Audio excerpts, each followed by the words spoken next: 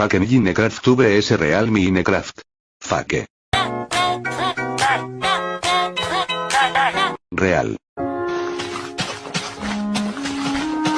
Allahu Ekber.